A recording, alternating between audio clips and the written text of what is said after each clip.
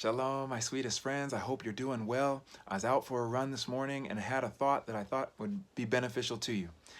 Subjective truth versus objective truth. And not in the big way that you're talking about, existentially, God's word, it's true, objectively and subjectively. No, no, none of that, not that.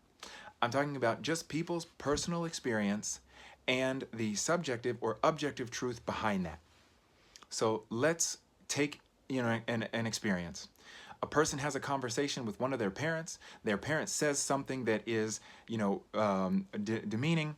They tell them, hey, I did this really great thing. And the parent says, oh, it's really not that great.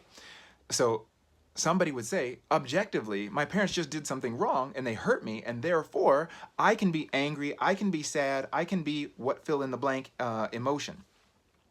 And I would say, no, not necessarily. It's not an objective truth that, because they made this statement, you have to feel like this. What I would say is, it's a subjective thing, how you respond. Now, they might make a, negative comment, but that doesn't necessarily give you the right now to have this feeling, whatever it is. I'm not saying that having a feeling is bad. We all just have feelings. That happens. But how do we choose to respond? And do we have to respond in a certain way? I.e., if this thing that is maybe objective or subjectively, hurtful, do we have to respond in a way that we say, oh, now I'm all, sad? I don't think so.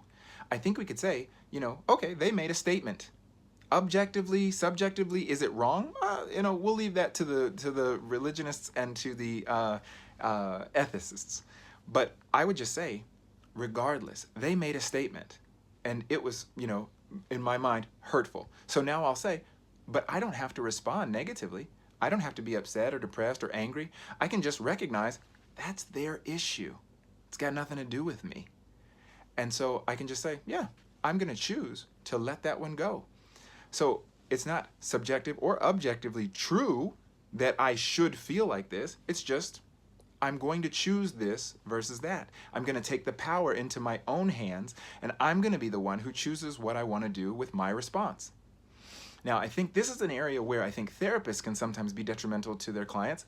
I've spoken about this with some of my supervisees. And that is, when you say to yourself, this is objectively hurtful. So then it responds, I should be responding with more compassion. Whereas this person, it's more so in their heads. So they really need to kind of deal with it and get over it. So I would say, no, there's no objective or subjective truth for the person's response, for their individual response. They feel this way, and therefore, compassion needs to be given in whatever case it is.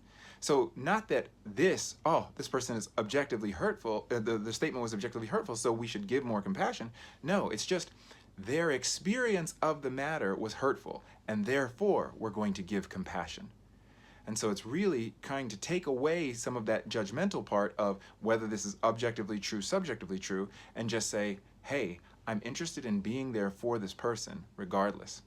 So whether it comes to the individual and you taking power into yourself, or it comes to the therapist and you being the one who can give compassion where it's needed, regardless of objective, subjective truth, hopefully this can be beneficial.